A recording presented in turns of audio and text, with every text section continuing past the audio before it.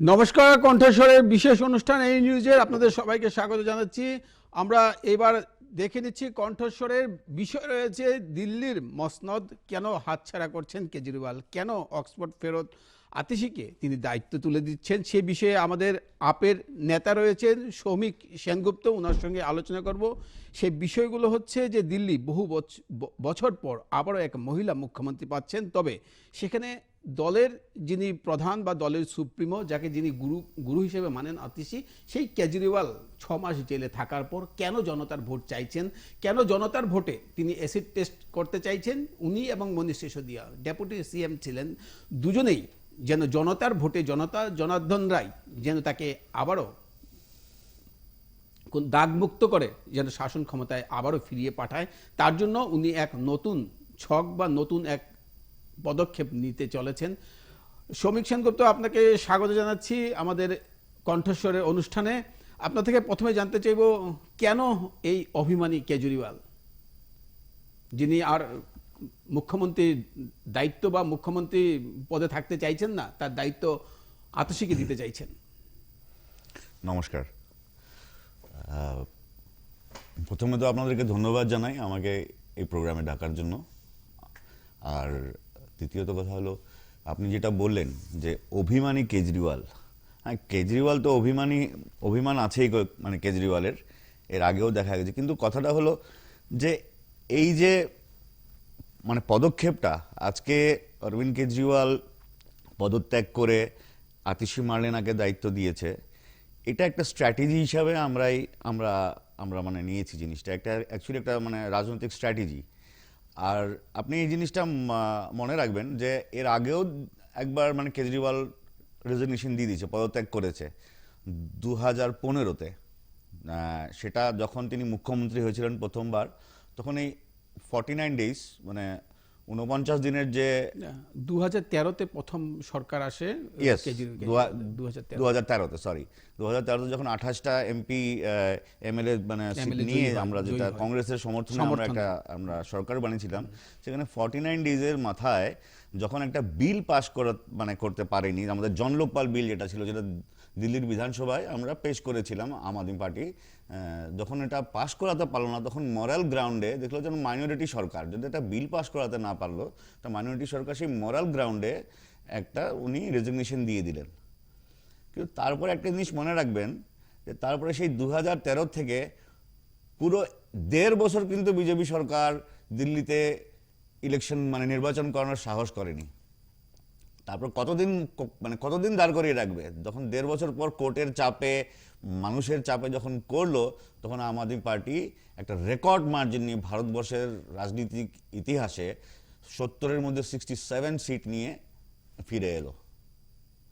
তো এটা একটা স্ট্র্যাটেজি। এখন একটা ন্যারেটিভ এরকমও আছে যে অনেকে বলছে, মানে রাজনৈতিক বিশেষজ্ঞরা, যে কেজরিওয়ালকে ছাড়া হতো না, কেজরিওয়ালকে যে বেল পেয়েছে, কেজরিওয়ালকে বেল দেওয়া হতো না, সেটা মানে আপনার দিল্লি ইলেকশন অবধি টানতো। কিন্তু একটা চাপে পড়ে, কোর্টের চাপ আছে, আইনের চাপ আছে, তাকে দেওয়া হয়েছে এই জন্য যাতে তিনি গিয়ে হরিয়ানাতে, আর একটা জিনিস মনে রাখবেন এর আগে, যে হরিয়ানাতে কিন্তু আম আদমি পার্টি আর কংগ্রেসের যেটা গঠবন্ধন হওয়ার কথা ছিল সেটা হয়নি। আর ঠিক যখন হলো না, তারপরে এটা ডিসিশন নেওয়া হলো যে কেজরিওয়ালকে ছেড়ে দেওয়া হোক, বা মানে ছাড়লে কোনো ইয়ে নেই, বরঞ্চ কেজরিওয়াল গিয়ে হরিয়ানাতে গিয়ে মানে ক্যাম্পেনিং করবে, আর তাতে বিজেপিরই লাভ হবে। কংগ্রেস আর আম আদমি পার্টির যেটা বিজেপি বিরোধী ভোট যেটা, সেটা ভাগ হয়ে যাবে, আরও বেশি হবে, আর বিজেপির লাভ হবে এতে। কিন্তু Kejriwal is also a master strategist. আপনারা মনে রাখবেন, এর অবধি বিজেপির যত কার্ড মেরেছে, যত কিছু করেছে, কিছু করতে পারেনি। আপ আলটিমেটলি আপের জায়গায় আছে, কোনো ভাঙেনি। এটা কিন্তু একদম মানতে হবে যে একটা মাস্টার স্ট্রোক। কিন্তু এটা যে মানে এই যে ওনার পদত্যাগের ঘোষণা, 6 মাস জেলবন্দি জীবন সেখান থেকে কাটিয়ে আসার পর ওনার যে একদম মানে মাস্টার স্ট্রোক, যে উনি পদত্যাগ করে দিবেন, সেই কথাটা কিন্তু বিজেপি মাথায় ছিল যে উনি পদত্যাগ করবেন না, কিন্তু উনি পদত্যাগের ঘোষণা করে দিয়ে একদম বুমেরাং করে দিয়েছেন বিজেপির সেই স্বপ্নকে। একবারও ভাবেন। আপনি একটা মানে আরেকটা জিনিস দেখুন, বিজেপি এতদিন চেঁচাচ্ছিল যে কেন রেজিগনেশন দেয়নি, জেলে গেছে, জেলে থাকার পরও 6 মাস সরকার চালিয়েছেন জেলে থেকে, জেল থেকে চালিয়েছে সরকার। কিন্তু ওটাও একটা স্ট্র্যাটেজি ছিল।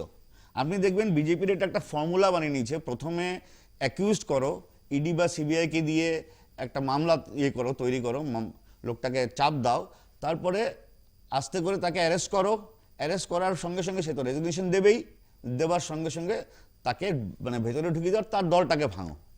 কিন্তু সেই স্ট্র্যাটেজিটা বিজেপির প্রথম কাজ করেনি, কারণ কেজরিওয়াল বলছে আমি রেজিগনেশন দেবো না, আমি জনতার কাছে গিয়ে জিজ্ঞেস করে মানে আমি জিজ্ঞেস করবো, রেফারেন্ডাম নেবো যে আমি জেল থেকে আমি সরকার চালাবো কিনা, আর জনতার থেকে রায় এসছে যে হ্যাঁ জেল থেকে আপনি সরকার চালান, আপনি রেজিগনেশন দেবেন। আগেও একবার দিয়েছিলেন রেজিগনেশন, সেই জন্য জেল থেকে একজন মুখ্যমন্ত্রী জেলে ঢোকার যেটা ইম্প্যাক্ট, এটা ভারতবর্ষের রাজনৈতিক ইতিহাসে প্রথম যে নজিরবিহীন যে একজন মুখ্যমন্ত্রী জেলে আছে।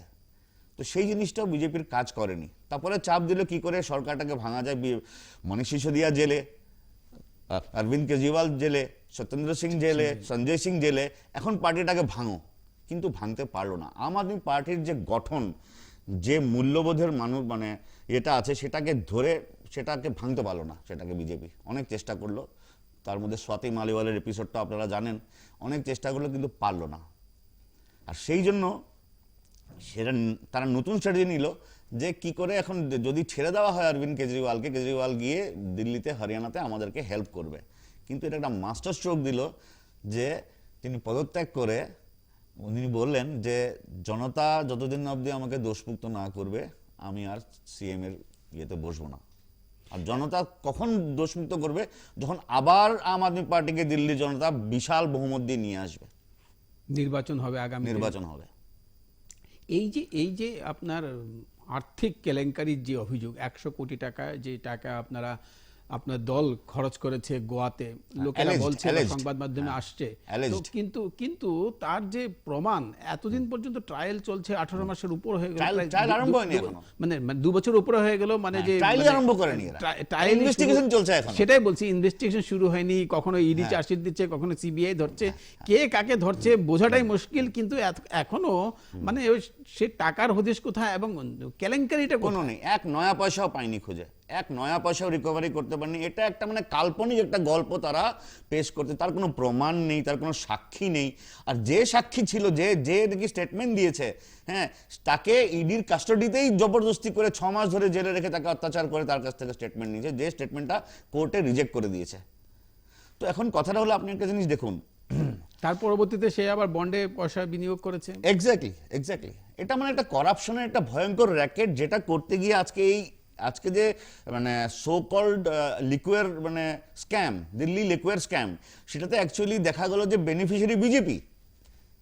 যে মেইন অ্যাকিউজ, যাকে নাকি কিংপিন বলা হয়েছিল ইডি থেকে, এনফোর্সমেন্ট ডাইরেক্টর থেকে, সেই সারাথ রেড্ডির কাছ থেকেই প্রায় 60 কোটি টাকা তারা জেলে থাকা অবস্থায় 5 কোটি টাকার বেরোনোর পর বাকি পয়সা তারা বিজেপির কাছ থেকে ইলেকটোরাল বন্ড হিসাবে নিয়েছিল। তো আলটিমেটলি ডাইরেক্ট মানি ট্রেলটা, যেটা দিল্লি লিকুইড স্ক্যামের মানি ট্রেলটা সোজা বিজেপির দিকে যাচ্ছে, আপের দিকে 1 টাকাও যাচ্ছে না, কিন্তু সেই জিনিসটা এক্সপোজ হয়ে গেছে।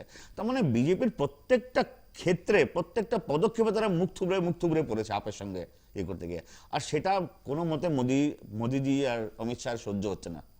যে করেই হোক আপকে ধ্বংস করতে লাগে, কেজরিওয়ালকে ধ্বংস করতে লাগে, সেটা নিয়ে উঠে পড়ে লেগেছে। একটা জিনিস মনে রাখবেন দাদা, যে আজকে 2013-তে জাস্টিস লোধা একটা স্টেটমেন্ট দিয়েছিল যে CBI is a caged parrot, মানে একটা খাঁচায় বন্দি মানে টিয়া পাখি। একটা সিবিআই এখন পোষা টিয়া পাখির মতো হয়ে গেছে, যা সরকার বলছে সেটাই রিপিট করছে। সেটা 2013-তে দিয়েছিল। আর সেই সময় একজন মানুষ, রাজনৈতিক নেতা ভারতবর্ষের, সব বারবার এই কথাটা বলেছে যে ইউপিএ গভর্নমেন্টের কোর্ট বলেছে, ইউপিএ গভর্নমেন্টের সিবিআই তো এখন মানে পোষা হয়ে গেছে, মানে তোতা হয়ে গেছে, খাঁচায় বন্দি তোতা। আর তাকে দিয়ে আমার ক্যারিয়ার, আমাকে ধ্বংস করার মানে পুরোদমে চেষ্টা চলছে, যা কংগ্রেস করেছিল বিগত বছরে, সেটা আবার সেই রাজনৈতিক নেতাজন হলো তৎকালীন গুজরাটের মুখ্যমন্ত্রী আর আজকের প্রধানমন্ত্রী নরেন্দ্র মোদী। ঠিক আছে, নরেন্দ্র মোদী বারবার বলেছে যে সিবিআইয়ের অবস্থা কি করে দিয়েছে, আর আজকে সেই কোর্ট, সেই নরেন্দ্র মোদী মুখ্যমন্ত্রী, আজকে সেই নরেন্দ্র মোদীর আন্ডারে সিবিআই, আজকে কোর্ট সে একই কথা বলল যে সিবিআই একটা মানে পোষা তোতা পাখির মতো হয়ে গেছে, খাঁচায় বন্দি, যেটা সরকার বলছে সেটাই করছে। আর তাই জন্য যত বিরোধী দল নেতা আছে তাদের পেছনে লাগিয়ে দেওয়া হচ্ছে। প্রধানমন্ত্রী সিবিআই যে পারসেপশন, মানুষের দেশবাসীর কাছে পারসেপশনটা চেঞ্জ করা দরকার সিবিআই, এভাবে কোর্ট বলেছে।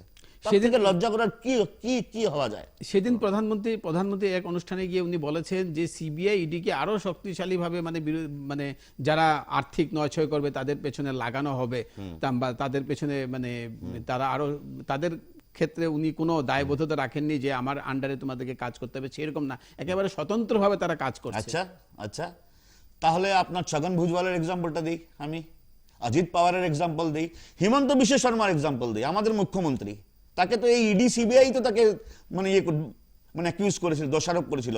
বিজেপি যেটা তখনকার ম্যানিফেস্টো বানিয়েছিল, তখনকার বিজেপির একটা কলম ছিল যে হিমন্ত বিশ্ব শর্মাকে জেলে ঢোকানো হবে এই আপনার সারদা আর লুই বার্জার কেলেঙ্কারিতে। তাদেরকে ওয়াশিং মেশিনে ঢুকিয়ে ধুয়ে পুকে মুখ্যমন্ত্রী বানিয়ে দিল, কাউকে মুখ্যমন্ত্রী বানিয়ে দিল মহারাষ্ট্রের। সেটা কি কথা? এইভাবে কি মানে সিবিআই কাজ করছে, ইডি কাজ করছে যে তারা স্বতন্ত্র? তাদেরকে কেন ক্লিনচিট দিচ্ছে? নিজের দলে নিয়ে এসে ক্লিনচিট দিয়ে দিচ্ছ তোমরা, আর যারা দলে আসছে না তাদেরকে তোমরা ইয়ে করছো। এটা ভারতের জনগণ দেখছে, এখন সবাই বুঝে গেছে। 8 বছর ধরে দেখুন, ভারতবর্ষের রাজনৈতিক ইতিহাসে সব থেকে প্রসিকিউটেড পলিটিক্যাল পার্টি, অত্যাচারিত পলিটিক্যাল পার্টি হলো আম আদমি পার্টি। যেদিন থেকে জন্মর আগের থেকেই তাদের পেছনে লেগে গেছে। আজকে 8 বছর ধরে নন স্টপ আমাদের উপর কেসের উপর কেস। আপনার মনে রাখবেন তো 2015তে না 16তে বোধহয় আপনার 20 জন এমএলএ বিজেপির ইলেকশন কমিশনকে দিয়ে তাদের খারিজ করে দিয়েছিল।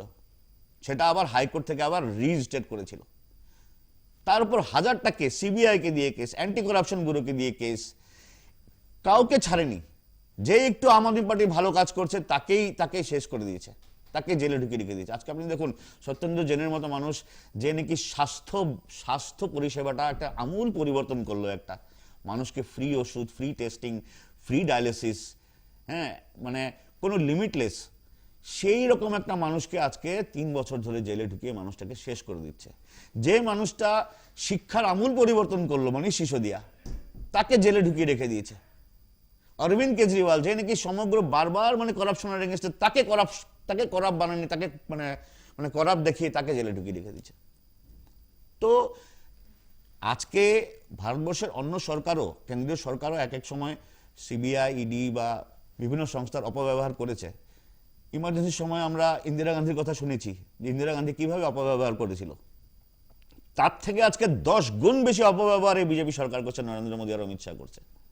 সেটা মানুষ দেখছে, আর মানুষ আস্তে আস্তে এটা চেঞ্জ হবেই, পরিবর্তন হবেই। সেই জন্য আজকে দেখুন, সেই 303-এর থেকে আজকে 240-এ নেমে এসছে। আর তাও আজকে মাইনরিটি সরকার দুটো বিল তারা প্রত্যাহার করেছে। কেন প্রত্যাহার করেছে? তারা জানে তারা পাস করতে পারবে না, তারা মাইনরিটিতে আছে অ্যাকচুয়ালি গভর্নমেন্ট। তো এই সরকার কতদিন চলবে বা কিভাবে চলবে সেটা আগামী সময়ই বলবে।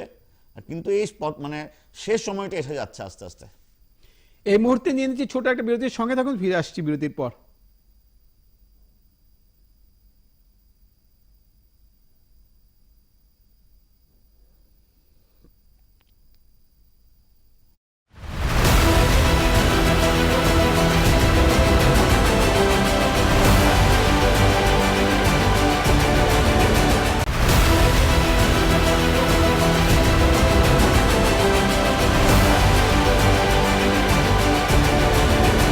ফিরে এলাম বিরতির পর। আপনারা দেখছেন কণ্ঠস্বর, আমরা আলোচনা করছি আপের দিল্লির নয়া মুখ্যমন্ত্রীর বিষয় নিয়ে। শ্রমিক সেনগুপ্ত রয়েছেন আমাদের সঙ্গে। শ্রমিকদের আপনার থেকে জানতে চাইব যে আপ এবং সরকারের দায়িত্ব কি এখন অতীশীর কাঁধেই, না আপনার মুখ্য আহ্বায়ক যিনি রয়েছেন দলের কেজরিওয়াল, তিনিও কিছু দায়িত্ব ভাগ করে নেবেন? এই মুহূর্তে আপনাদের দলের কি ভাবনা? দেখুন, দলের তো যে আমাদের মানে প্রমুখ লিডার, নেতা, তিনি তো অরবিন্দ কেজরিওয়ালই। এখন কথাটা হলো, এখন ফেব্রুয়ারিতে দিল্লির ইলেকশন আছে আগামী বছর। তো এই কটা মাস বাকি আছে, আপনার 6 মাসের মতো।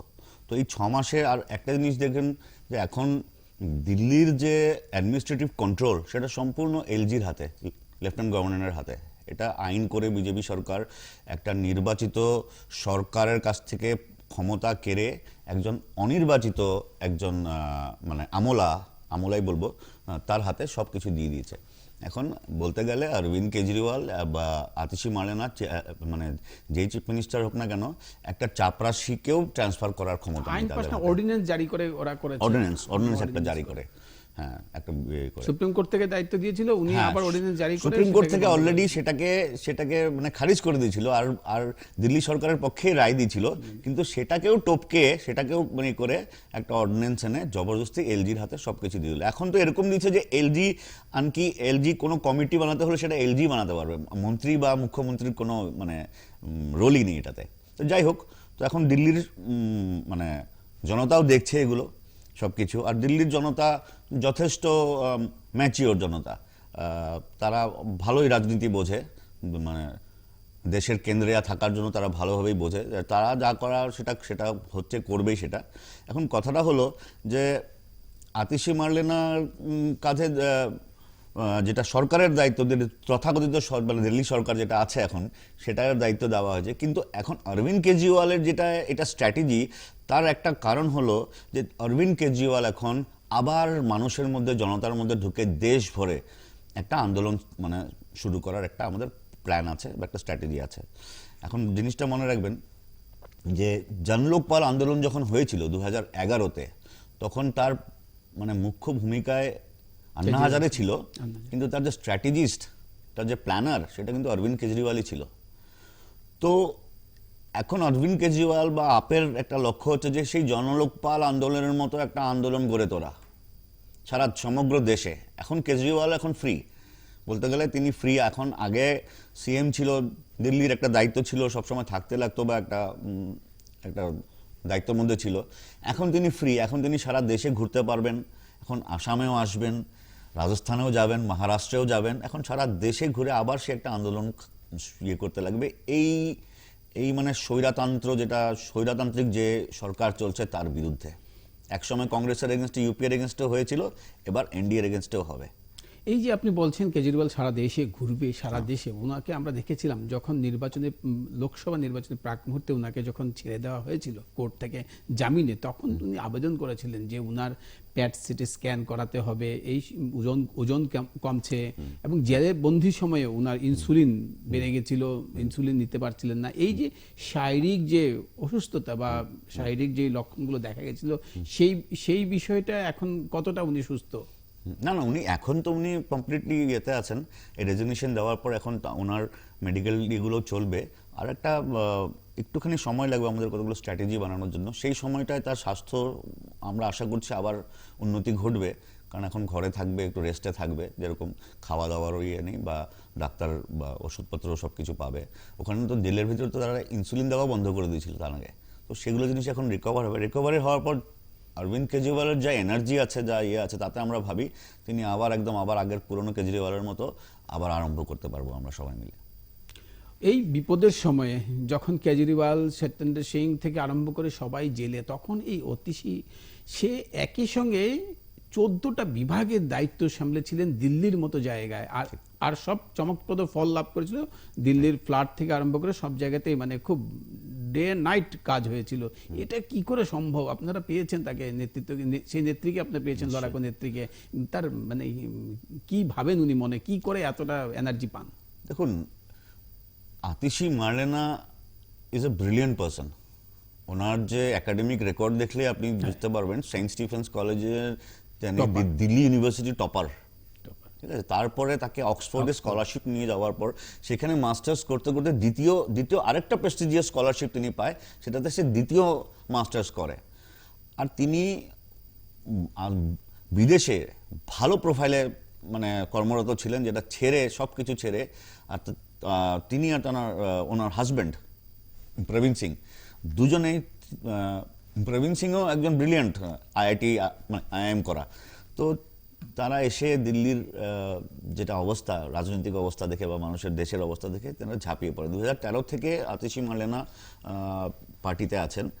আর তিনি একসময় গিয়ে মনীষ সিসোদিয়ার যে স্কুলিংয়ের যেটা রিভ্যাম্প হয়েছিল টোটাল রেটে, she was the main assistant of Manish Sisodia. তারপরে 2020-তে তিনি MLA হয়ে, আপনার কালকাজি থেকে MLA হয়ে মানে সিসোদিয়া জেলে যাওয়ার পর তিনি শিক্ষামন্ত্রী হন। তো আতিশি মার্লেনার যে কাজ করার স্টাইল বা সেটা মানে ইউনিক, আর খুব তাড়াতাড়ি মানে রেজাল্ট, মানে একটা ডিসিশন নিতে পারে, প্রপার ডিসিশন নিতে পারে, মানে কর্মদক্ষতাতে মানে খুবই মানে মানে স্ট্রং। তো সেই জন্য আশা করি যে দিল্লির যে কদিন আছে, দিল্লির মানুষের সঙ্গে আরো ভালো করে তিনি মানে করতে পারবেন, সার্ভ করতে পারবেন এটা দিয়ে। আরেকটা কথা বলবো যে অতিশী মার্লেনা প্রথম যখন লোকসভা নির্বাচনে তিনি লড়েছিলেন, তিনি গৌতম গম্ভীরের সঙ্গে বোধ করি পরাজিত হয়েছিলেন। তো আরেকটা বিষয় বলবো যে গত যে নির্বাচন হয়ে গেছে, লোকসভা নির্বাচন, অসম বা আপনার দিল্লির যে পর্যালোচনা করলে দেখা যায় কংগ্রেসের সঙ্গে গঠবন্ধন করার জন্যই কি আপনাদের মানে জোট থাকার জন্যই কি আপনাদের সেখানে কম আসন হলো বা লোকদের গ্রহণযোগ্যতা কিছুটা কমে গেছিল? হ্যাঁ, আমরা একটা জিনিস পরে আমরা রেজাল্টের পর দেখেছি যে কংগ্রেসের সঙ্গে গঠবন্ধন হবার জন্য আমাদের প্রায় একটা 4% মতো ভোট আমাদের লস হয়েছিল। তো হয়তো দিল্লির জনতা এটা পছন্দ করেনি, কারণ কংগ্রেসের মানে দুঃশাসন তো দেখেছে, সব কিছুই দেখেছে। কংগ্রেসের প্রথম 2013-তে কংগ্রেস কী করে আপকে বিট্রে করলো সেটাও দেখেছে। সেজন্য হয়তো কংগ্রেসের মানে সঙ্গে এটা দিল্লির মানুষ হয়তো মানে মেনে নেয়নি, আমরা সেটাই ভাবি। এখন নির্বাচনের পর বা জিনিসগুলো হওয়ার পরেই রেজাল্টগুলো বেরোয়, আর আমরা তার উপর অ্যানালাইসিস করে আমাদের ফিউচার স্টেপগুলো নিই আর কি। 126-27 বছরের একটা পুরনো দল ভারতীয় কংগ্রেস দল, সেই কংগ্রেস দল মানে এই ছোট, মানে সেই দিন জন্ম হয়েছে, আজকে বলতে গেলে আপনার মানে 10 বছর 11 বছর হতে চলছে যে আম আদমি পার্টি, সেই পার্টি মানে এখন তার সঙ্গে গঠবন্ধন করতে চাইছে না, হরিয়ানাতে করতে চাইছে না, বা অসমে যখন হয়েছিল, অসমে দেখা গেছে তারা সে তালমেল যেটা করা দরকার বা অন্যান্য সমগোত্রীয় দলগুলোর সঙ্গে, সেটা কিন্তু কংগ্রেসে এখন দেখা যাচ্ছে অনেক মানে রয়েছে, খামতি রয়েছে কংগ্রেসে। আপনারা কি মনে করেন? দেখুন, আমরা বিভিন্ন সময় দেখেছি যে কংগ্রেস আর বিজেপির খুব একটা সুন্দর আন্ডারস্ট্যান্ডিং থাকে। অনেক জায়গায় দেখেছি আমরা, অনেক নির্বাচনে দেখেছি বা অনেক পরিস্থিতিতে দেখেছি। একটা জিনিস মনে রাখবেন, আপের যে পলিটিক্স, অরবিন্দ কেজরিওয়ালের যে পলিটিক্স, সেটা হলো অল্টারনেটিভ পলিটিক্স। এই যে গতানুগতিক যে কনজারভেটিভ পলিটিক্স চলে আসছে এত বছর ধরে, যে এই টাকা দিয়ে ইলেকশন খেলো, ইলেকশন জিতে আবার টাকা কামাও, আবার ওই টাকা দিয়ে আবার ইলেকশন যেত, মানে পাওয়ার মানি ইলেকশন, একটা সার্কেল, একটা মানে নির্বাচন যেত, পয়সা কামাও, দুর্নীতি করো, পয়সা কামাও, সেই পয়সা দিয়ে আবার নির্বাচন যেত, আবার পয়সা কামাও, আবার দুর্নীতি করো, এই সাইকেল একটা চলছিল। সেই গতানুগতিক সাইকেলটাকে চেঞ্জ করার জন্য অরবিন্দ কেজরিওয়ালের যে অল্টারনেটিভ পলিটিক্স আমাদের, সেটা আমরা নিয়ে এসেছি। এখন যখন অল্টারনেটিভ পলিটিক্স মানে আসে, তখন গতানুগতিক পলিটিক্সগুলো মানে যারা মানে পার্টিগুলো আছে তারা মেনে নেয় না। ঠিক সেরকমই কংগ্রেসও চায় না যে আপের উত্থান হোক, বিজেপিও চায় না আপের উত্থান হোক। আর আরেকটা জিনিস যাবেন, কংগ্রেস বিজেপির একটা আন্ডারস্ট্যান্ডিং আছে যে আইদার তুমি নাহলে আমি, কিন্তু এই থার্ড পার্টি আপ যদি এসে পড়ে তাহলে কি হবে, তাহলে আইদার তুমি আর আমি এর মধ্যে একজন, আর না হলে ও। তো ওই ফর্মুলাটাকে ওরা চায় না, ওরা চায় যে আমরা দুজনেই থাকবো, কখনো তুমি কখনো আমি, কখনো তুমি কখনো আমি, আর এইভাবেই চলে যাবে, এইভাবে আমরা মানে চালিয়ে যাবো। কিন্তু সেটা যখন তাদের যে বাড়া ভাতে যখন ছাই পড়ে গেল, তখন তার মানে তারা কিলবিলিয়ে উঠলো যে কি করে। আর দেখুন, কংগ্রেসের অবস্থা খারাপ করেই আপের মানে উত্থান হয়েছে দিল্লিতে বাইরে। তো কংগ্রেস কখনো চাইবে না যে এই আপই আমাদের মানে হোক। তো সেটা একটা দ্বন্দ্ব থাকবে, তারা চাইবেই না কখনো। কিন্তু পলিটিক্যাল কতগুলো কম্পালশনের জন্য কখনো আমাদের সাথে এসছে বা আমাদের সাথে ইয়ে করতে চেষ্টা করেছে। তো ওইভাবেই চলছে। এখন দেখা যাক, বিজেপিকে তো প্রতিরোধ করতেই লাগবে, সেটার জন্য আমাদের ওই কম্পালশন আর কি। এটা আরেকটা বিষয় রয়েছে যে দিল্লিতে আমরা দেখেছি যে মহিলা নির্যাতনের ঘটনার পর যেভাবে সরকার, আপনার আম আদমি পার্টির সরকার আসার পর যেভাবে মহিলাদের সুরক্ষার জন্য, মহিলাদের চলাচলের জন্য গাড়ি বাসের ব্যবস্থা করা হয়েছে, সেটা একটা নজিরবিহীন ঘটনা। এবং আরো মানে ক্রয় করছে বাস, এই মহিলাদের জন্য আরো ক্রয় করছে। আমাদের অসমে একটা পিঙ্ক বাস চালিয়েছিল কিছুদিন যখন সর্বানন্দ সোনোয়াল সরকার এসেছিল। হেমন্ত বিশ্ব শর্মা সরকার আসার পর তারা বলেছে বাসে প্যাসেঞ্জার পাওয়া যায় না, তার জন্য ওটা বন্ধ হয়ে গেছে। সেই বিষয়ে যদি আপনি কি করে মানে আপনাদের সরকার দিল্লিতে এই অভাবনীয় মানে পরিষেবা দিতে সমর্থ হয়েছে? দেখুন, প্রথম কথা হলো দিল্লিতে করাপশন বন্ধ হয়ে গেছে, সরকার করাপশন করে না। দিল্লির বাজেট এখন সারপ্লাস বাজেট, দিল্লি সরকার ধার নিয়ে চলে না। তো সারপ্লাস বাজেটে যে সারপ্লাস পয়সাগুলো কি করে সেটা আবার মানুষের মধ্যে আবার ঘুরিয়ে দেয়। যেরকম ইলেকট্রিসিটি সাবসিডি দিয়ে দিল, 300 ইউনিট ফ্রি করে দিল, মহিলাদের জন্য বাস সেবা ফ্রি করে দিল, স্কুল উন্নতি করলো, তারপরে আপনার যারা সিনিয়র সিটিজেন আছে তাদের জন্য তীর্থযাত্রার ব্যবস্থা করলো। তো এরকম অনেক স্কিম আছে গভর্নমেন্টের, কমেন্ট করছে। আপনি একটা জিনিস দেখুন, ভারতবর্ষের ইতিহাসে কখনো শুনেছিলেন যে সরকারি স্কুল থেকে স্কুল বাস দেয়? আজকে পাঞ্জাবে আরম্ভ হয়ে গেছে প্রায় 200 স্কুল, আজকে সরকারি স্কুল বাস দিচ্ছে। আজকে 25-30 কিলোমিটার থেকে যেগুলো বাচ্চা মানে নাম কাটে দিত, স্কুলে আসতে পারে না এই গরমে রোদ্দুরে, বাচ্চাগুলো, তাদেরকে পড়াশোনা করানোর জন্য, লিটারেসি রেট বাড়ানোর জন্য তাদেরকে সরকার থেকে ফ্রি মানে বাস সেবা দিচ্ছে। এখন গ্রামে গ্রামে গিয়ে গ্রাম থেকে স্কুল বাস নিয়ে আসে স্কুলে। এটা কোনোদিন কোনো সরকার ভাবতে পেরেছে কি? কিন্তু পাঞ্জাব সরকার করছে, আপের সরকার করছে এই জিনিসটা। আজকে গুয়াহাটিতে যে পিঙ্ক বাস দেওয়া হয়েছিল, কদিন চালানোর পর বন্ধ করে দিল একটা অজুহাত দিয়ে, সেটা হলো আপনার অকর্মণ্যতা। ধার করে চলছে, কি করে ফ্রিতে চালাবে বাস? তার স্যালারি কে দেবে কন্ডাক্টরের? ধার করে প্রত্যেক 3 মাস 4 মাস পর 1000-1500 কোটি টাকা ধার নিয়ে চলছে সরকার। তো এগুলো চালাতে পারবে না যখন অবধি সরকারের নিয়ত, যেটা মানে আপনার ইন্টেনশন ঠিক না হবে, ততদিন অবধি করতে পারবে না। লোক দেখানো, নকল করে কোনো লাভ নেই। সে তো বলেছিল ইলেকট্রিসিটি ফ্রি করে দেবে, 30 ইউনিট না 40 ইউনিট ইলেকট্রিসিটি ফ্রি করে দেবে। আজ অবধি করতে পেরেছে কি? কোনো সরকারকে দেখে নকল করতে গেলে কখনো হবে না। তোমাকে ওটা অরিজিনালি করতে লাগবে জিনিসটা, তবেই জিনিসটা থাকবে। নকল করে কোনোদিন কেউ পাস করতে পারে না, করতে পারে না। তো গুয়াহাটির আজকে বিজেপি সরকারের অবস্থা এটাই, ধারে চলছে। সে কি পিং বাস আপনার চালাবো, ওটা ভাড়া বাড়াবে। এখন আপনি দেখুন কি অবস্থা করে দিয়েছে। আজকে ইলেকট্রিক বাস যেগুলো দিয়েছে, 200 ইলেকট্রিক বাস, সেটাও শুনছি নাকি কোন মন্ত্রীর মানে পত্নীর নামে অ্যালট করা, আর কোন চ্যানেলের মালিকের নামে অ্যালট করা। তো এগুলো চলছে, এগুলো চললে তো হবে না, কোনোদিন করতে পারবে না এগুলো। এই মুহূর্তে নিচ্ছি ছোট বিরতির, সঙ্গে থাকুন, ফিরে আসছি বিরতির পর।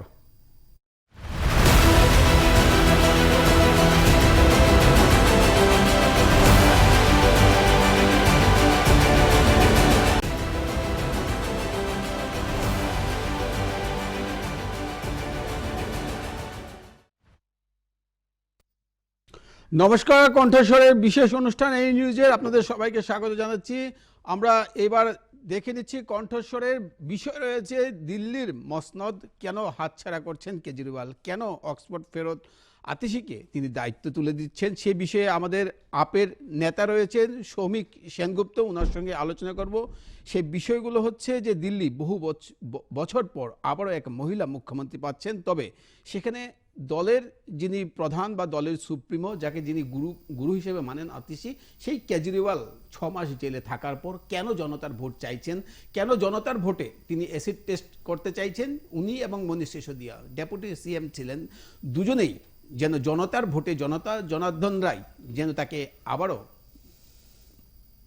দাগমুক্ত করে যেন শাসন ক্ষমতায় আবারও ফিরিয়ে পাঠায়, তার জন্য উনি এক নতুন ছক বা নতুন এক পদক্ষেপ নিতে চলেছেন। সৌমিক সেনগুপ্ত, আপনাকে স্বাগত জানাচ্ছি আমাদের কণ্ঠস্বরের অনুষ্ঠানে। আপনার থেকে প্রথমে জানতে চাইব, কেন এই অভিমানী কেজরিওয়াল, যিনি আর মুখ্যমন্ত্রীর দায়িত্ব বা মুখ্যমন্ত্রী পদে থাকতে চাইছেন না, তার দায়িত্ব আতশিকে দিতে চাইছেন? নমস্কার। প্রথমে তো আপনাদেরকে ধন্যবাদ জানাই আমাকে এই প্রোগ্রামে ডাকার জন্য। আর দ্বিতীয়ত কথা হলো, আপনি যেটা বললেন যে অভিমানী কেজরিওয়াল, হ্যাঁ, কেজরিওয়াল তো অভিমান আছেই মানে কেজরিওয়ালের, এর আগেও দেখা গেছে। কিন্তু কথাটা হলো যে এই যে মানে পদক্ষেপটা আজকে অরবিন্দ কেজরিওয়াল পদত্যাগ করে আতিশি মার্লেনাকে দায়িত্ব দিয়েছে, এটা একটা স্ট্র্যাটেজি হিসাবে আমরা মানে নিয়েছি জিনিসটা। অ্যাকচুয়ালি একটা মানে রাজনৈতিক স্ট্র্যাটেজি। আর আপনি এই জিনিসটা মনে রাখবেন যে এর আগেও একবার মানে কেজরিওয়াল রেজিগনেশন দিয়ে দিয়েছে, পদত্যাগ করেছে 2015-তে, সেটা যখন তিনি মুখ্যমন্ত্রী হয়েছিলেন প্রথমবার, তখন এই 49 ডেজ মানে 49 দিনের যে 2013-তে প্রথম সরকার আসে, ইয়েস, 2013 সরি 2013 যখন 28টা এমপি এমএলএ মানে সিট নিয়ে আমরা যেটা কংগ্রেসের সমর্থনে আমরা সরকার বানিয়েছিলাম, সেখানে 49 ডেজের মাথায় যখন একটা বিল পাস করতে পারেনি, আমাদের জন লোকপাল বিল যেটা ছিল, যেটা দিল্লির বিধানসভায় আমরা পেশ করেছিলাম আম আদমি পার্টি, যখন এটা পাস করাতে পারলো না, তখন মরাল গ্রাউন্ডে দেখলো যেন মাইনরিটি সরকার যদি একটা বিল পাস করাতে না পারলো, একটা মাইনরিটি সরকার সেই মরাল গ্রাউন্ডে উনি রেজিগনেশন দিয়ে দিলেন। কিন্তু তারপরে একটা জিনিস মনে রাখবেন যে তারপরে সেই 2013 থেকে পুরো 1.5 বছর কিন্তু বিজেপি সরকার দিল্লিতে ইলেকশন মানে নির্বাচন করানোর সাহস করেনি। তারপর কতদিন দাঁড় করিয়ে রাখবে? যখন 1.5 বছর পর কোর্টের চাপে, মানুষের চাপে যখন করলো, তখন আম আদমি পার্টি একটা রেকর্ড মার্জিন নিয়ে ভারতবর্ষের রাজনীতিক ইতিহাসে 70-এর মধ্যে 67 সিট নিয়ে ফিরে এলো। তো এটা একটা স্ট্র্যাটেজি। এখন একটা ন্যারেটিভ এরকমও আছে যে অনেকে বলছে, মানে রাজনৈতিক বিশেষজ্ঞরা, যে কেজরিওয়ালকে ছাড়া হতো না, কেজরিওয়ালকে যে বেল পেয়েছে, কেজরিওয়ালকে বেল দেওয়া হতো না, সেটা মানে আপনার দিল্লি ইলেকশন অবধি টানতো, কিন্তু একটা চাপে পড়ে, কোর্টের চাপ আছে, আইনের চাপ আছে, তাকে দেওয়া হয়েছে এই জন্য যাতে তিনি গিয়ে হরিয়ানাতে, আর একটা জিনিস মনে রাখবেন এর আগে, যে হরিয়ানাতে কিন্তু আম আদমি পার্টি আর কংগ্রেসের যেটা গঠবন্ধন হওয়ার কথা ছিল সেটা হয়নি। আর ঠিক যখন হলো না, তারপরে এটা ডিসিশন নেওয়া হলো যে কেজরিওয়ালকে ছেড়ে দেওয়া হোক, বা মানে ছাড়লে কোনো নেই, বরঞ্চ কেজরিওয়াল গিয়ে হরিয়ানাতে গিয়ে মানে ক্যাম্পেনিং করবে, আর তাতে বিজেপিরই লাভ হবে। কংগ্রেস আর আম আদমি পার্টির যেটা বিজেপি বিরোধী ভোট যেটা, সেটা ভাগ হয়ে যাবে, আরও বেশি হবে, আর বিজেপির লাভ হবে এতে। কিন্তু Kejriwal is also a master strategist. আপনারা মনে রাখবেন, এর অবধি বিজেপির যত কার্ড মেরেছে, যত কিছু করেছে, কিছু করতে পারেনি। আপ আলটিমেটলি আপের জায়গায় আছে, কোনো ভাঙেনি। এটা কিন্তু একদম মানতে হবে যে একটা মাস্টার স্ট্রোক। কিন্তু এটা যে মানে এই যে ওনার পদত্যাগের ঘোষণা, 6 মাস জেলবন্দি জীবন সেখান থেকে কাটিয়ে আসার পর ওনার যে একদম মানে মাস্টার স্ট্রোক, যে উনি পদত্যাগ করে দিবেন, সেই কথাটা কিন্তু বিজেপি মাথায় ছিল যে উনি পদত্যাগ করবেন না, কিন্তু উনি পদত্যাগের ঘোষণা করে দিয়ে একদম বুমেরাং করে দিয়েছেন বিজেপির সেই স্বপ্নকে। একবারও ভাবেন। আপনি একটা মানে আরেকটা জিনিস দেখুন, বিজেপি এতদিন চেঁচাচ্ছিল যে কেন রেজিগনেশন দেয়নি, জেলে গেছে, জেলে থাকার পরও 6 মাস সরকার চালিয়েছেন জেল থেকে চালিয়েছে সরকার, কিন্তু ওটাও একটা স্ট্র্যাটেজি ছিল।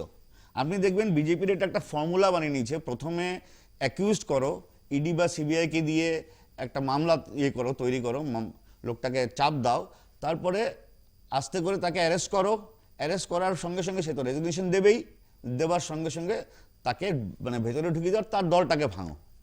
কিন্তু সেই স্ট্র্যাটেজিটা বিজেপির প্রথম কাজ করেনি, কারণ কেজরিওয়াল বলছে আমি রেজিগনেশন দেবো না, আমি জনতার কাছে গিয়ে আমি জিজ্ঞেস করবো, রেফারেন্ডাম নেবো যে আমি জেল থেকে আমি সরকার চালাবো কিনা, আর জনতার থেকে রায় এসছে যে হ্যাঁ জেল থেকে আপনি সরকার চালান, আপনি রেজিগনেশন দেবেন না। আগেও একবার দিয়েছিলেন রেজিগনেশন। সেই জন্য জেল থেকে একজন মুখ্যমন্ত্রী জেলে ঢোকার যেটা ইম্প্যাক্ট, এটা ভারতবর্ষের রাজনৈতিক ইতিহাসে প্রথম যে নজিরবিহীন যে একজন মুখ্যমন্ত্রী জেলে আছে। তো সেই জিনিসটাও বিজেপির কাজ করেনি। তারপরে চাপ দিল কি করে সরকারটাকে ভাঙা যায়, মনীষ সিসোদিয়া জেলে, অরবিন্দ কেজরিওয়াল জেলে, সত্যেন্দ্র সিং জেলে, সঞ্জয় সিং জেলে, এখন পার্টিটাকে ভাঙো, কিন্তু ভাঙতে পারলো না। আম আদমি পার্টির যে গঠন, যে মূল্যবোধের মানুষ মানে এটা আছে, সেটাকে ভাঙতে পারলো না। সেটাকে বিজেপি অনেক চেষ্টা করলো, তার মধ্যে স্বাতি মালিওয়ালের এপিসোডটা আপনারা জানেন, অনেক চেষ্টা করলো কিন্তু পারলো না।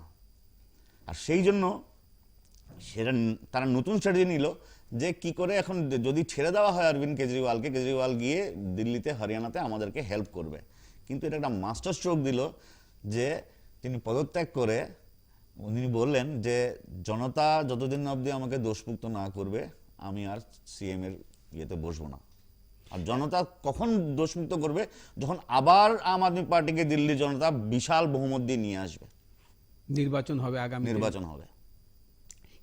এই যে আপনার আর্থিক কেলেঙ্কারির যে অভিযোগ, 100 কোটি টাকা যে টাকা আপনারা আপনার দল খরচ করেছে গোয়াতে, লোকেরা Alleged, বলছে, alleged. সংবাদ মাধ্যমে আসছে। Alleged.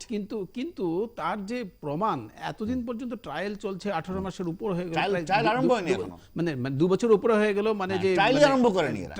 ইনভেস্টিগেশন চলছে এখন। সেটাই বলছি, ইনভেস্টিগেশন শুরু হয়নি, কখনো ইডি চার্জশিট দিচ্ছে, কখনো সিবিআই ধরছে, কে কাকে ধরছে বোঝাটাই মুশকিল। কিন্তু এখনো মানে সে টাকার হদিশ কোথায় এবং কেলেঙ্কারিটা কোনো কোথায়? নেই, এক নয়া পয়সাও পায়নি খুঁজে, এক নয়া পয়সাও রিকভারি করতে পারেনি। এটা একটা মানে কাল্পনিক একটা গল্প তারা পেশ করতে, তার কোনো প্রমাণ নেই, তার কোনো সাক্ষী নেই। আর যে সাক্ষী ছিল, যে নাকি স্টেটমেন্ট দিয়েছে, হ্যাঁ, তাকে ইডির কাস্টাডিতেই জবরদস্তি করে 6 মাস ধরে জেলে রেখে তাকে অত্যাচার করে তার কাছ থেকে স্টেটমেন্ট নিয়েছে, যে স্টেটমেন্টটা কোর্টে রিজেক্ট করে দিয়েছে। তো এখন কথাটা হলো, আপনি একটা জিনিস দেখুন, তার পরবর্তীতে সে আবার বন্ডে পয়সা বিনিয়োগ করেছে। এক্স্যাক্টলি এটা মানে একটা করাপশনের একটা ভয়ঙ্কর র্যাকেট, যেটা করতে গিয়ে আজকে যে মানে সো কল্ড লিকুয়ার মানে স্ক্যাম, দিল্লি লিকুয়ার স্ক্যাম, সেটাতে অ্যাকচুয়ালি দেখা গেল যে বেনিফিশিয়ারি বিজেপি। যে মেইন অ্যাকিউজ, যাকে নাকি কিংপিন বলা হয়েছিল ইডি থেকে, এনফোর্সমেন্ট ডাইরেক্টর থেকে, সেই সারাথ রেড্ডির কাছ থেকেই প্রায় 60 কোটি টাকা তারা জেলে থাকা অবস্থায় 5 কোটি টাকা আর বেরোনোর পর বাকি পয়সা তারা বিজেপির কাছ থেকে ইলেকটোরাল বন্ড হিসাবে নিয়েছিল। তো আলটিমেটলি ডাইরেক্ট মানি ট্রেলটা, যেটা দিল্লি লিকুইড স্ক্যামের মানি ট্রেলটা সোজা বিজেপির দিকে যাচ্ছে, আপের দিকে 1 টাকাও যাচ্ছে না, কিন্তু সেই জিনিসটা এক্সপোজ হয়ে গেছে। তার মানে বিজেপির প্রত্যেকটা ক্ষেত্রে, প্রত্যেকটা পদক্ষেপে তারা মুখ থুবড়ে পড়েছে আপের সঙ্গে ইয়ে করতে গিয়ে। আর সেটা কোনো মতে মোদিজি আর অমিত শাহ সহ্য হচ্ছে না। যে করেই হোক আপকে ধ্বংস করতে লাগে, কেজরিওয়ালকে ধ্বংস করতে লাগে, সেটা নিয়ে উঠে পড়ে লেগেছে। একটা জিনিস মনে রাখবেন দাদা, যে আজকে 2013-তে জাস্টিস লোধা একটা স্টেটমেন্ট দিয়েছিল যে CBI is a caged parrot, মানে একটা খাঁচায় বন্দি মানে টিয়া পাখি একটা। সিবিআই এখন পোষা টিয়া পাখির মতো হয়ে গেছে, যা সরকার বলছে সেটাই রিপিট করছে। সেটা 2013-তে দিয়েছিল। আর সেই সময় একজন মানুষ, রাজনৈতিক নেতা ভারতবর্ষের, সব বারবার এই কথাটা বলেছে যে ইউপিএ গভর্নমেন্টের কোর্ট বলেছে, ইউপিএ গভর্নমেন্টের সিবিআই তো এখন মানে মানে মানে পোষা ইয়ে হয়ে গেছে, মানে তোতা হয়ে গেছে, খাঁচায় বন্দি তোতা। আর তাকে দিয়ে আমার ক্যারিয়ার, আমাকে ধ্বংস করার মানে মানে পুরোদমে চেষ্টা চলছে, যা কংগ্রেস করেছিল বিগত বছরে, সেটা আবার বিজেপি করছে। আর সেই রাজনৈতিক নেতাজন হলো তৎকালীন গুজরাটের মুখ্যমন্ত্রী আর আজকের প্রধানমন্ত্রী নরেন্দ্র মোদী। ঠিক আছে, নরেন্দ্র মোদী বারবার বলেছে যে সিবিআইয়ের অবস্থা কি করে দিয়েছে, সিবিআইয়ের অবস্থা কি করে দিয়েছে। আর আজকে সেই কোর্ট, সেই নরেন্দ্র মোদী মুখ্যমন্ত্রী, আজকে সেই নরেন্দ্র মোদীর আন্ডারে সিবিআই, আজকে কোর্ট সে একই কথা বলল যে সিবিআই একটা মানে পোষা তোতা পাখির মতো হয়ে গেছে, খাঁচায় বন্দি, যেটা সরকার বলছে সেটাই করছে। আর তাই জন্য যত বিরোধী দল নেতা আছে তাদের পেছনে লাগিয়ে দেওয়া হচ্ছে। প্রধানমন্ত্রী সিবিআই যে পারসেপশন, মানুষের, দেশবাসীর কাছে পারসেপশনটা চেঞ্জ করা দরকার সিবিআই, এভাবে কোর্ট বলেছে। সেদিকে লজ্জা করার কি হওয়া যায়? সেদিন প্রধানমন্ত্রী এক অনুষ্ঠানে গিয়ে উনি বলেছেন যে সিবিআই ইডিকে আরো শক্তিশালীভাবে মানে যারা আর্থিক নয়ছয় করবে তাদের পেছনে লাগানো হবে, বা তাদের পেছনে মানে তারা আরো, তাদের ক্ষেত্রে উনি কোনো দায়বদ্ধতা রাখেননি যে আমার আন্ডারে তোমাদেরকে কাজ করতে হবে, সেরকম না, একেবারে স্বতন্ত্রভাবে তারা কাজ করছে। আচ্ছা, তাহলে আপনার ছগন ভুজবলের এক্সাম্পলটা দিই, আমি অজিত পাওয়ারের এক্সাম্পল দিই, হিমন্ত বিশ্ব শর্মার এক্সাম্পল দিই, আমাদের মুখ্যমন্ত্রী। তাকে তো এই ইডি সিবিআই তো তাকে মানে মানে অ্যাকিউজ করেছিল, দোষারোপ করেছিল। বিজেপি যেটা তখনকার ম্যানিফেস্টো বানিয়েছিল, তখনকার বিজেপির একটা কলম ছিল যে হিমন্ত বিশ্ব শর্মাকে জেলে ঢোকানো হবে এই আপনার সারদা আর লুই বার্জার কেলেঙ্কারিতে। তাদেরকে ওয়াশিং মেশিনে ঢুকিয়ে ধুয়ে পুকে মুখ্যমন্ত্রী বানিয়ে দিল, কাউকে মুখ্যমন্ত্রী বানিয়ে দিল মহারাষ্ট্রের। সেটা কি কথা? এইভাবে কি মানে সিবিআই কাজ করছে, ইডি কাজ করছে, যে তারা স্বতন্ত্র? তাদেরকে কেন ক্লিন চিট দিচ্ছে? নিজের দলে নিয়ে এসে ক্লিন চিট দিয়ে দিচ্ছ তোমরা, আর যারা দলে আসছে না তাদেরকে তোমরা ইয়ে করছো। এটা ভারতের জনগণ দেখছে, এখন সবাই বুঝে গেছে। 8 বছর ধরে দেখুন, ভারতবর্ষের রাজনৈতিক ইতিহাসে সব থেকে প্রসিকিউটেড পলিটিক্যাল পার্টি, অত্যাচারিত পলিটিক্যাল পার্টি হলো আম আদমি পার্টি। যেদিন থেকে জন্মর আগের থেকেই তাদের পেছনে লেগে গেছে। আজকে 8 বছর ধরে নন স্টপ আমাদের উপর কেসের উপর কেস। আপনারা মনে রাখবেন তো 2015-তে না 16-তে বোধহয় আপনার 20 জন এমএলএ বিজেপির ইলেকশন কমিশনকে দিয়ে তাদের খারিজ করে দিয়েছিল। সেটা আবার হাইকোর্ট থেকে আবার রিস্টেট করেছিল। তার উপর হাজারটা কেস, সিবিআইকে দিয়ে কেস, অ্যান্টি করাপশন ব্যুরোকে দিয়ে কেস, কাউকে ছাড়েনি।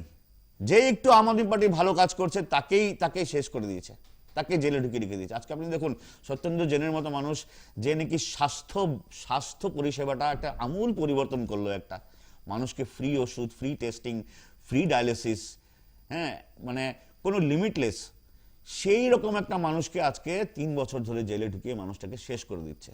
যে মানুষটা শিক্ষার আমূল পরিবর্তন করলো, মনীষ সিসোদিয়া, তাকে জেলে ঢুকিয়ে রেখে দিয়েছে। অরবিন্দ কেজরিওয়াল, যে নাকি সমগ্র বারবার মানে করাপশনের এগেইনস্টে, তাকে করাপ বানানি, তাকে মানে করাপ দেখিয়ে তাকে জেলে ঢুকিয়ে রেখে দিচ্ছে। তো আজকে ভারতবর্ষের অন্য সরকারও, কেন্দ্রীয় সরকারও এক এক সময় সিবিআই, ইডি বা বিভিন্ন সংস্থার অপব্যবহার করেছে। ইমার্জেন্সির সময় আমরা ইন্দিরা গান্ধীর কথা শুনেছি, যে ইন্দিরা গান্ধী কিভাবে অপব্যবহার করেছিল। তার থেকে আজকে 10 গুণ বেশি অপব্যবহার এই বিজেপি সরকার করছে, নরেন্দ্র মোদী আর অমিত শাহ করছে। সেটা মানুষ দেখছে, আর মানুষ আস্তে আস্তে এটা চেঞ্জ হবেই, পরিবর্তন হবেই। সেই জন্য আজকে দেখুন সেই 303-এর থেকে আজকে 240-এ নেমে এসছে। আর তাও আজকে মাইনরিটি সরকার দুটো বিল তারা প্রত্যাহার করেছে। কেন প্রত্যাহার করেছে? তারা জানে তারা পাশ করতে পারবে না, তারা মাইনরিটিতে আছে অ্যাকচুয়ালি গভর্নমেন্ট। তো এই সরকার কতদিন চলবে বা কিভাবে চলবে সেটা আগামী সময়ই বলবে। কিন্তু এই মানে শেষ সময়টা এসে যাচ্ছে আস্তে আস্তে। এই মুহূর্তে নিয়ে নিচ্ছি ছোট একটা বিরতির, সঙ্গে থাকুন, ফিরে আসছি বিরতির পর।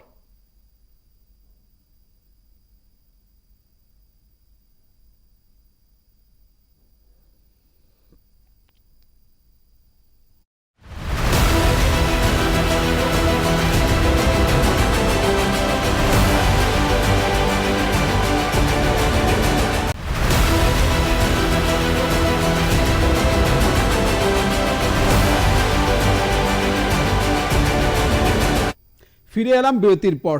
আমরা সৌমিক সেনগুপ্তের সঙ্গে কথা বলছি, আম আদমি পার্টির নেতা। আমরা আরও একটা বিষয় জানতে চাইব যে তৃতীয়বারের মতো দিল্লিতে একজন মহিলা মুখ্যমন্ত্রী পাচ্ছেন। অরবিন্দ কেজরিওয়াল ইতিমধ্যে নাম ঘোষণা করে দিয়েছেন, আতিশিকে মুখ্যমন্ত্রী করা হবে। আমরা আপনার থেকে জানতে চাইব কবে হচ্ছে ওনার শপথ গ্রহণ। দেখুন, শপথ গ্রহণ বোধহয় 2-1 দিনের মধ্যে হয়ে যাবে। আজকে তো মঙ্গলবার, বুধবার আজকে, সরি। তো আমরা ভাবছিলাম শুক্রবার শনিবারের মধ্যে শপথ গ্রহণটা হয়ে যেতে লাগে।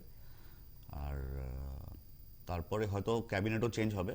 ক্যাবিনেট চেঞ্জ করে হয়তো অ্যাকচুয়ালি দেখুন, যারা যেরকম গোপাল রায়ের মতো ব্যক্তি যারা অ্যাকচুয়ালি আন্দোলনকারী, তারা এখন মিনিস্ট্রিতে আছে। কিন্তু আমাদের ধারণা একটা, আমরা ভাবছি যে যারা আন্দোলনের সঙ্গে মানে আছে, তাদেরকে ক্যাবিনেট থেকে রেহাই করে তাদেরকে এখন কমপ্লিটলি যেটা আন্দোলনের কথা বলছি আমরা, সেটাতে এখন যুক্ত হতে হবে। তো ক্যাবিনেটও চেঞ্জ হবে। তো আশা করি আমরা এর মধ্যেই হয়ে যাবে, 2-1 দিনের মধ্যে। আতিশির নেতৃত্বে নতুন ক্যাবিনেট তৈরি হবে এবং সেই ক্যাবিনেট আপনার দিল্লির উন্নয়ন বা দিল্লির সামগ্রিক উন্নয়নের জন্য তারা লড়াই করবে। তো আগামী 2-3 দিনের মধ্যে শপথ গ্রহণ অনুষ্ঠান সম্পন্ন হবে, সেটা আপনার আশাবাদী। কবে নাগাদ আসামে বা উত্তর পূর্বাঞ্চলে আপনার দলের প্রতিনিধিরা রয়েছেন, কাজ করছেন, তথাপি জানতে চাইব যে কেজরিওয়াল কবে নাগাদ অসম বা উত্তর পূর্বাঞ্চলে ভ্রমণের সুযোগ আপনারা দেখছেন? দেখুন, এখন ইমিডিয়েটলি তো হরিয়ানা ইলেকশন আছে। তো হরিয়ানা ইলেকশনের জন্য এখন উনি একটু যেটা রেস্ট বা হেলথের এগুলো চেক আপ করে, আমার মনে হয় হরিয়ানাতে কমপ্লিটলি আমাদের পুরো টিম লেগে যাবে এখন। আমাদের আসাম থেকেও একটা টিম যাওয়ার কথা আছে। তো সেভাবে আমরা, আর হরিয়ানা ইলেকশনের পর আপনার দিল্লি ইলেকশন এসে যাচ্ছেন। তো তার মধ্যখানে আমরা চেষ্টা করছি একবার কেজরিওয়ালকে আনার জন্য এখানে, কারণ সাংগঠনিক দিকে আসামে একটুখানি ওনার উপস্থিতির দরকার আছে। তো আমরা আশা করি হরিয়ানা ইলেকশনের পর হয়তো 1-2 দিনের জন্য তিনি আসতে পারেন। আর তারপরে আমরা আবার দিল্লি আর জন্য আমরা লেগে যাব, দিল্লি ইলেকশনের জন্য। আর মহারাষ্ট্রতেও ইলেকশন আছে, আশা করি আমরা ওখানেও কয়েকজন ক্যান্ডিডেট দেবো। হয়তো পুরোটা দেওয়া হবে না। আর মহাআঘাড়ি যেটা আছে সেটার সঙ্গে একটা মানে কথাবার্তা চলছে, যেটা জোট যেটা আছে। তো মহারাষ্ট্র একটুখানি আমাদের মানে ফোকাস করার আছে। তারপরে আমরা পুরো দমে 2026-এর জন্য আসামে আমরা জোর দেবো। মেঘালয় এবং উত্তর পূর্বাঞ্চলের অন্য রাজ্যের জন্য? মেঘালয়, উত্তর পূর্বাঞ্চলে যেগুলো অন্য রাজ্য আছে, সেরকম এখানে ত্রিপুরাতে আমাদের একটা ভালো প্রেজেন্স আছে। আর অরুণাচলে এখন আমাদের টিম যথেষ্ট স্ট্রং হয়েছে। মিজোরামে আমাদের এবার 5 জন ক্যান্ডিডেট ছিল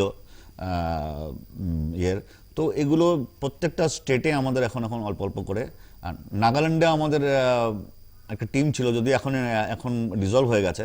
তো নাগাল্যান্ডে আমরা আবার মানে ভালো করে সংগঠনটা, নাগাল্যান্ডে খুব মানে ডিমান্ড আছে আপের, মানুষ খুব আপকে পছন্দ করে।